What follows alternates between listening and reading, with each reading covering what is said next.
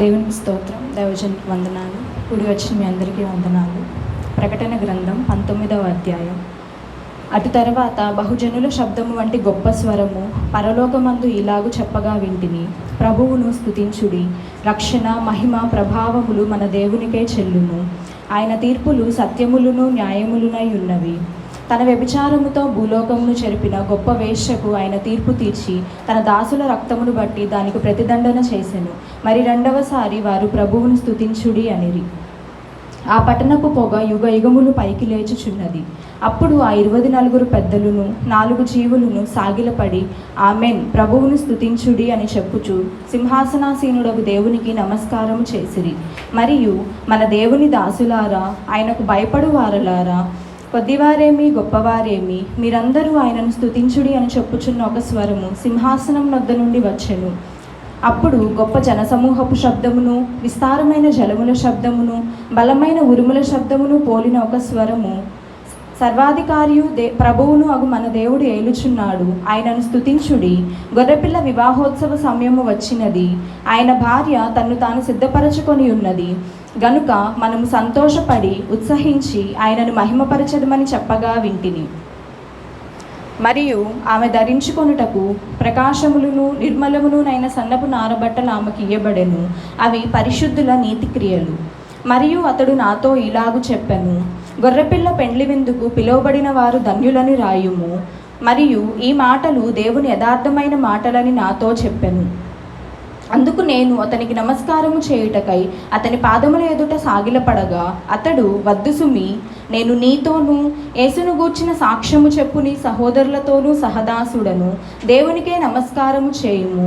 యేసును గూర్చిన సాక్ష్యము ప్రవచన సారమని నాతో చెప్పెను.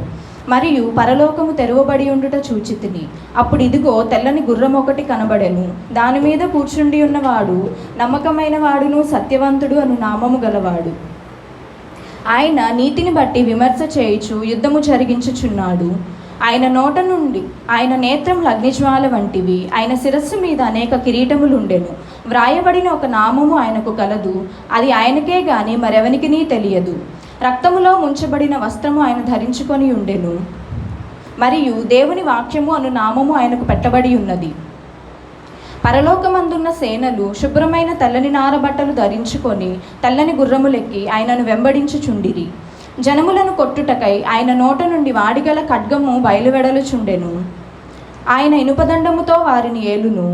ఆయనే సర్వాధికారియగు దేవుని తీక్షణమైన ఉగ్రతయను మద్యపు తొట్టి త్రొక్కును.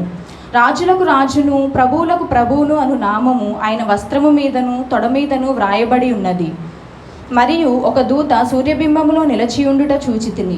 అతడు గొప్ప శబ్దముతో ఆర్భటించి, రండి, రాజుల మాంసమును సహస్రాధిపతుల మాంసమును బలిష్ఠుల మాంసమును గుర్రముల మాంసమును వాటి మీద కూర్చుండు వారి మాంసమును, స్వతంత్రులదేమి దాసులదేమి, కొద్దివారిదేమి గొప్పవారిదేమి, అందరి యొక్క మాంసమును తినుటకై దేవుని గొప్ప విందుకు కూడిరండని ఆకాశ మధ్యమందు ఎగురుచున్న సమస్తమైన పక్షులను పిలచెను.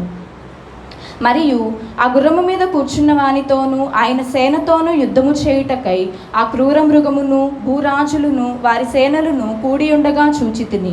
అప్పుడు ఆ మృగమును దాని ఎదుట సూచక క్రియలు చేసి దాని ముద్ర వేయించుకొనిన వారిని, ఆ మృగపు ప్రతిమకు నమస్కారం చేసిన వారిని మోసపరచిన అబద్ధ ప్రవక్తయు పట్టబడి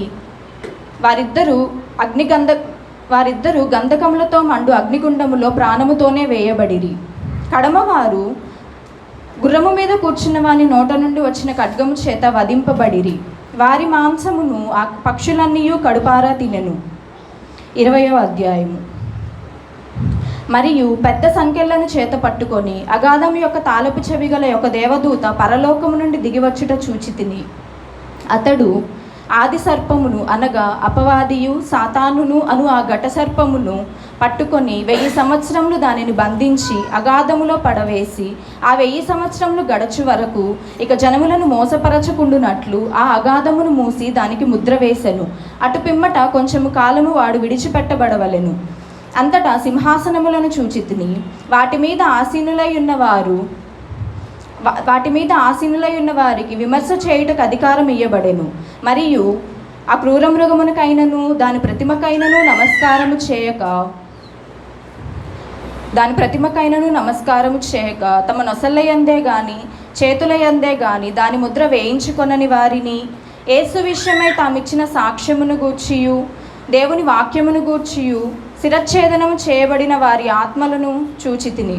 వారు బ్రతికిన వారై 1000 సంవత్సరములు క్రీస్తుతో కూడా రాజ్యము చేసిరి. ఆ 1000 సంవత్సరములు గడచు వరకు కడమ మృతులు బ్రతకలేదు. ఇదియే మొదటి పునరుత్థానము. ఈ మొదటి పునరుత్థానములో పాలుగలవారు ధన్యులను పరిశుద్ధులనై ఉందురు. ఇట్టి వారి మీద రెండవ మరణమునకు అధికారము లేదు. వీరు దేవునికిని క్రీస్తుకును యాజకులై క్రీస్తుతో కూడా 1000 సంవత్సరములు రాజ్యము చేయుదురు. ఆ 1000 సంవత్సరములు గడచిన తరువాత సాతాను తానున్న చెరలో నుండి విడిపింపబడును. భూమి నలుదిశల యందుండు జనములను లెక్కకు సముద్రపు ఇసుక వలె ఉన్న గోగు మాగోగు అను వారిని మోసపరచి వారిని యుద్ధమునకై పోగు చేయుటకై వాడు బయలుదేరెను. వారు భూమి యందంతటా వ్యాపించి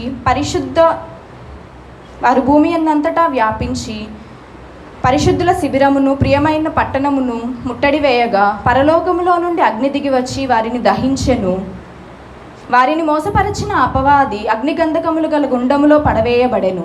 అచ్చట ఆ క్రూర మృగమును అబద్ధ ప్రవక్తయు ఉన్నారు. వారు యుగయుగములు రాత్రింబగళ్ళు బాధింపబడుదురు.